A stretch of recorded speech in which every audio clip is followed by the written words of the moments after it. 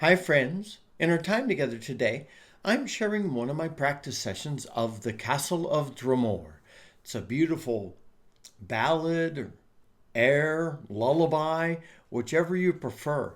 And I recently introduced the tune, so I'll stick a link here at the top and at the end of this video to that original video where I introduced the tune. I'll also stick a link at the top of the notes to this video to the page of my website from which you could download the music and tabs for this tune if you haven't done so yet. And I'm actually providing two transcriptions, one with two sharps, one with one sharp. The two sharps is a little lower and the one sharp's a little higher. And it provides the opportunity for us to get a slightly different feel of the mood of the tune. And so we're going to experiment a little bit with each of these keys.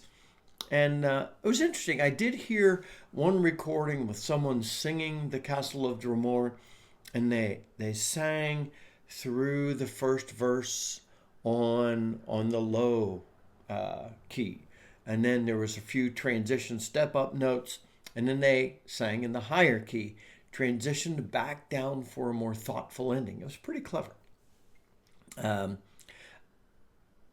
I don't think I'll do that today, but because I want to share what I'm thinking. Because when I share what I'm thinking in a practice session, my goal in these practice sessions that I share with you is to be transparent, to be honest, to let you know what I'm thinking, to let you know why I'm thinking what I'm thinking about how to play a tune. And I'm not telling you how to play a tune. I'm hopefully sharing ideas with you. And for today's practice session, I'm using the Syn low D, and that's S-Y-N, and the Syn high D.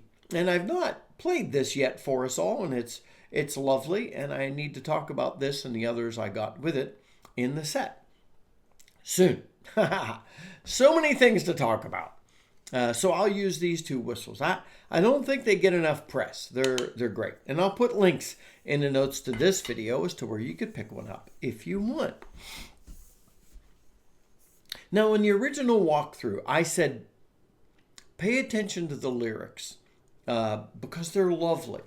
Pay attention to someone singing this tune. That'll give you a feel. And as I listen to people singing this tune, it's a beautiful flowing tune. So as I'm on the low D, and I guess I'll stand for this bit so you can see my hands. Maybe you want to see my hands more than my face. So I'm thinking of playing this in a fairly, I'm attempting fluid. And so my ornaments are going to be dialed back some. It's going to be a little more expressiveness as to how I'm playing. So some held notes. Like I said, there were some sections where people provide different syncopation through it, like that middle section.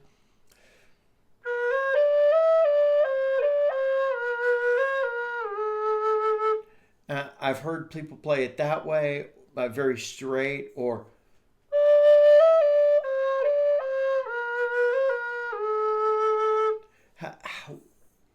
look at the words and then see what you're feeling. Listen to other people. So let me run through it, and I'll probably stop myself and gab some as I'm thinking of something on the low D. And remember, I'm attempting smooth. As we practice tunes, we're learning so much. And if you practice even some of these slower tunes, if you practice for smooth, that's going to take a lot of work.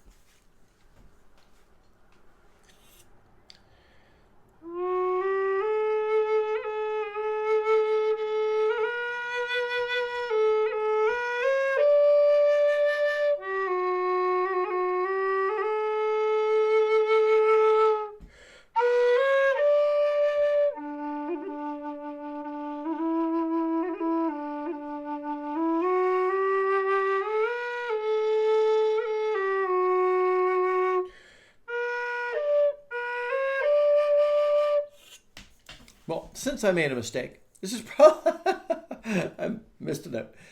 This is a good time to stop and say, as I'm getting into that,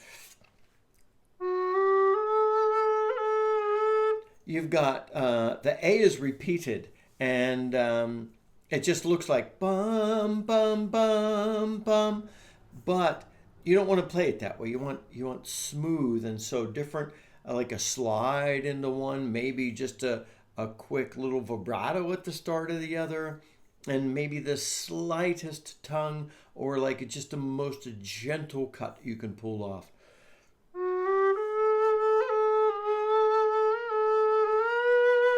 That was accentuated and too much.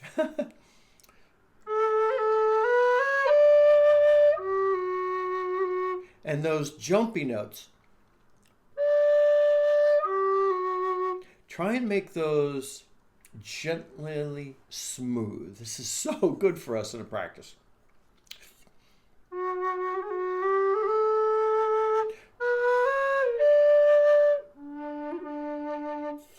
And in order to pull that off, notice I had just a slight pause from the high second octave D to the low D.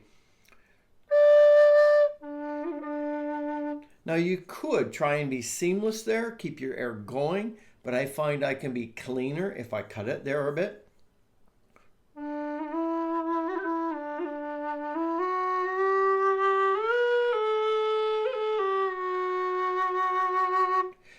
And so that's kind of some of what I'm thinking there in the first half of the tune.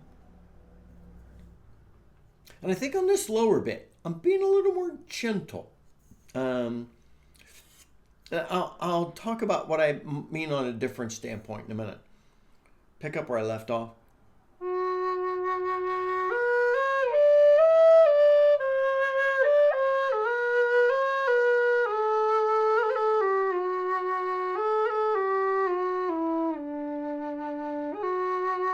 And there, as I'm coming up,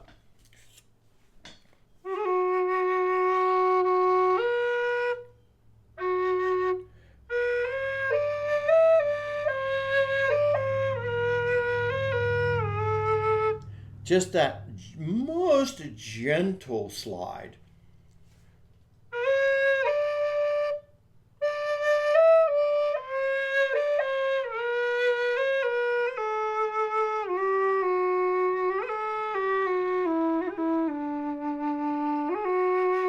And the difference between the D and the F sharp, that actually is a walk down to something more gentle.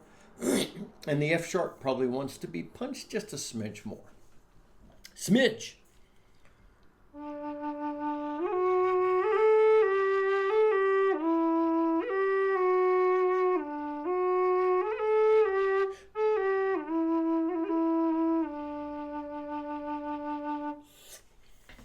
Now, even though, like I said, even though from an ornamentation standpoint, you're not going hog wild, that doesn't mean this is going to be easy.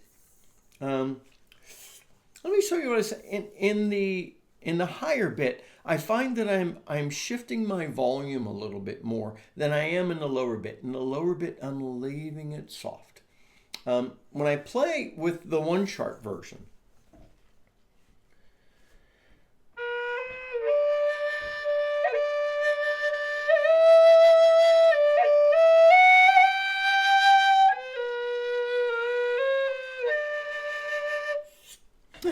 when you're playing the one sharp version, remember to go to the C natural, not the C sharp like I just did. And notice I was varying my volume a little bit more. So I'm going to try and do the similar thing that I did on the lower version, but I'm going to play with my volume some.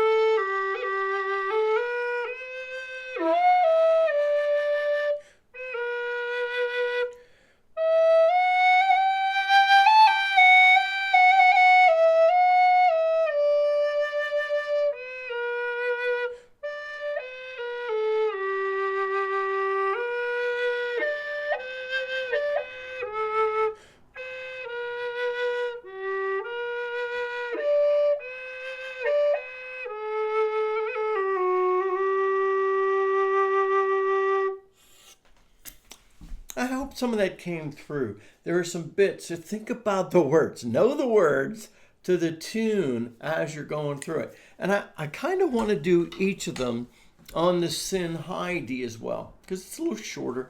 I think I could do that sitting. And I might try and play with the volume a bit on the lower version too.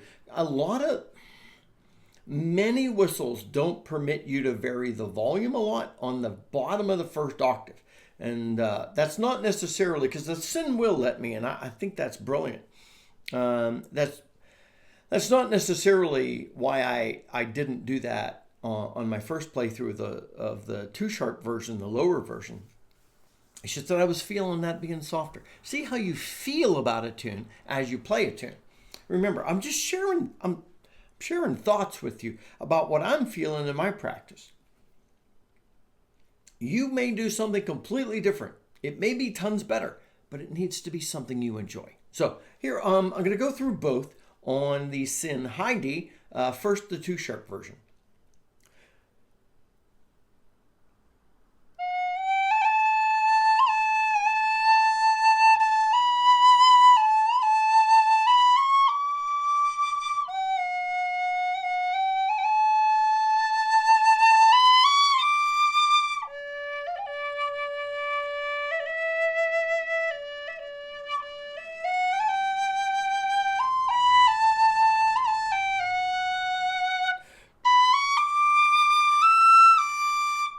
Sorry.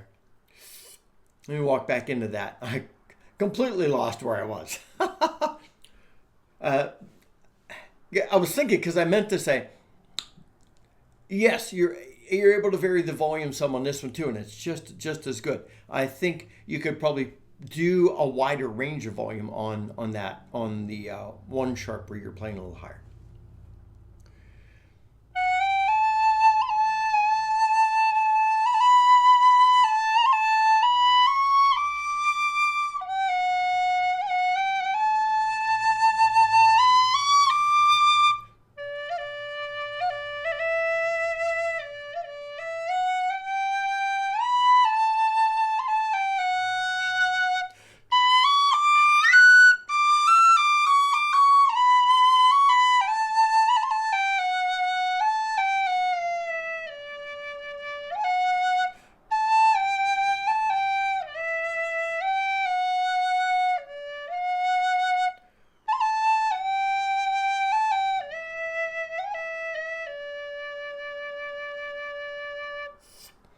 Yeah, that's really where I'm leaning. That's what I'm thinking. That's what I'm feeling.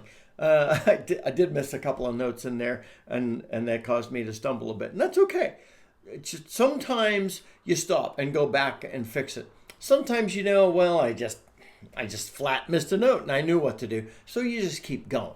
Let me go through the 1-sharp version on the Sin, and then we'll close up our time together. Alrighty.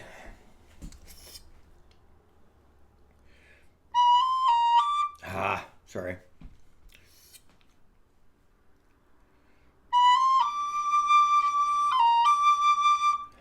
I'm just not walking into that well, am I?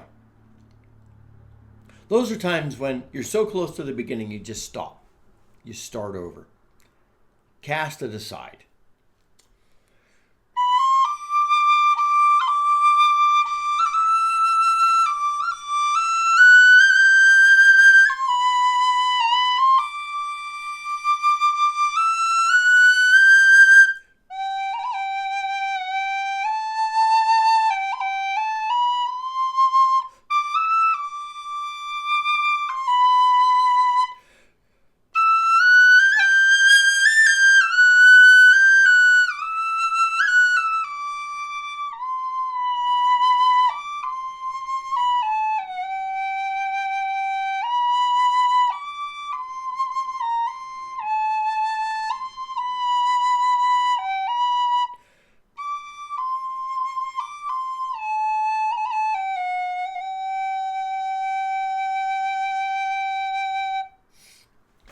It's just that's pretty captivatingly beautiful for a tune.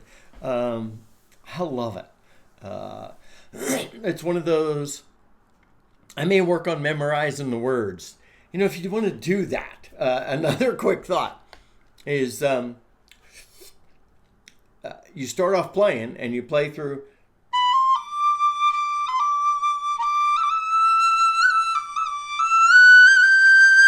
And you play through once, and then you come back and you sing that first verse. Then you got to decide what you're going to do, because you don't necessarily want to play, sing, play, sing, play, sing. Maybe you intro it. Maybe you get a friend to sing and you play backup for him. Now that's a brilliant idea. So it'll be kind of fun. So I hope, my friends, that this gives you some ideas as to how you might want to play the Castle of Dromore. Use this as an opportunity to work on your emotive playing skills, because I think that's so good, and this tune is just perfect for that. So do that. If you've enjoyed the video, please like it. And if you're brand new checking us out because of this walkthrough, the practice, please subscribe. We've got the greatest community of folks learning to play the whistle together. Until next time, my friends, this is Scott Shade. Happy whistling.